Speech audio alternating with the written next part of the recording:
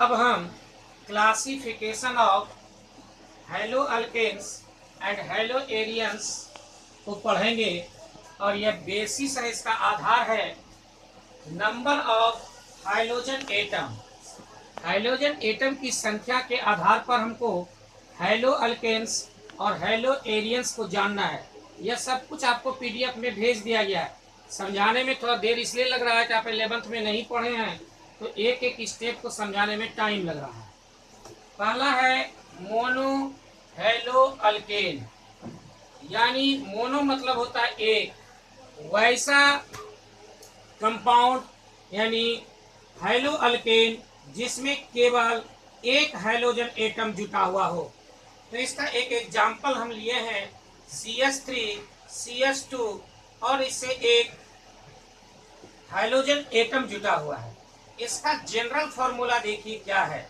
इसका general formula है RX। इसमें देखिए R क्या है, CH4। CH4 से एक हाइड्रोजन को हटा दिए तो बचा क्या, CH3। इसको कहते हैं अल्काइल ग्रुप। तो एक इसमें से हट गया तो अल्काइल ग्रुप हो गया यह, और इसी को हम लोग R कहते हैं।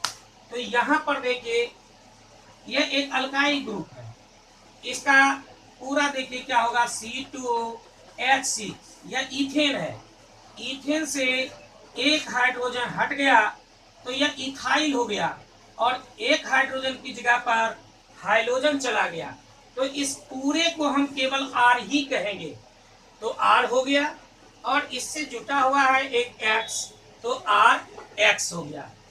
इसका अगर हम कार्बन के नंबर के आधार पर लिखें तो CnH2n +1। तो देखिए अगर हम एक रखते हैं यहाँ तो C1 हो गया, H2 +1 3 हो गया और उससे X एक जुट गया, यानी R में X जुटा हुआ है, यानी एक हाइड्रोजन एटम जुटा हुआ है, इसलिए इसको कहेंगे मोनो अल्के हेलो अल्केन। अब हेलो एरियन एरोमेटिक से अगर एक हाइड्रोजन कम है, इसमें जो यहाँ पर हाइड्रोजन था उसको हटा करके X वहां पर जुटा है जो कि कल बतलाए थे, तो इसको एरोमेटिक में से एक हाइड्रोजन एटम हटा और एक हाइड्रोजन एटम जुट गया, तो यह हो गया हेलो एरियन। और इसका फॉर्मूला हो गया, जनरल फॉर्मूला AR से हो गया एरोमेटिक हाइड्रोकार्बन और उससे X जुटा यानी हाइड्रोजन जुट गया, तो यह हो गया मोनो हाइलो अल्केन एरियन। अब डाई हाइलो अल्केन का मतलब आप समझ गए होंगे कि दो हाइड्रोजन इससे जुटा हुआ है। तो देखिए एक हाइड्रोजन यहाँ जुटा हुआ है, एक हाइड्रोजन यहाँ जुटा हुआ है। फिर डाई हाइलो एरियन, इसका दो हाइड्रोजन हट करके दो हाइड्रोजन लग गया, इसलिए हो गया डाई हाइलो एरियन। अब तीन हाइड्रोजन एटम इसमें कम है और उसके जगह पर तीन हाइड्रोजन लगा हुआ है, तो ट्राई हाइलो अल्केन हो गया। इसी तरह से एरोमेटिक हाइड्रोकार्बन से तीन हाइड्रोजन हट करके तीन हाइड्रोजन लग गया, इसलिए इसको कहेंगे ट्राई हाइलो अल्केन।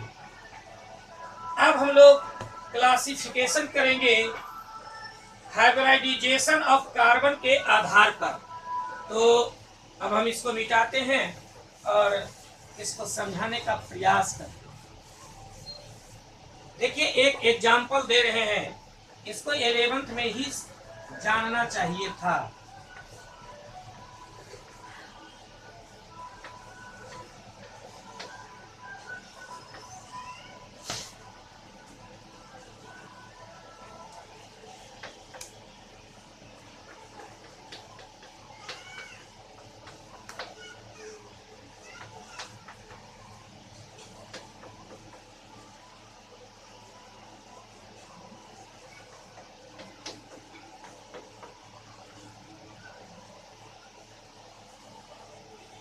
देखिए इस कार्बन से अगर कोई जुटा हुआ है तो एक दूसरा कार्बन है, तो इसको कहेंगे 1 डिग्री कार्बन। इससे केवल एक ही कार्बन जुटा हुआ है, इसको कहेंगे 1 डिग्री कार्बन और इसका हाइब्रिडाइजेशन हो गया sp3।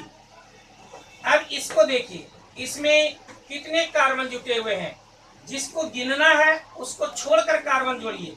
तो इसको छोड़ करके एक कार्बन यहाँ जुटा हुआ है, एक कार्बन यहाँ जुटा हुआ है, यह 2 डिग्री कार्बन कहलाता है। इसको देखिए, इसको देखने के लिए आपको देखना पड़ेगा कि इसको छोड़कर इससे कितने कार्बन जुटे हुए हैं।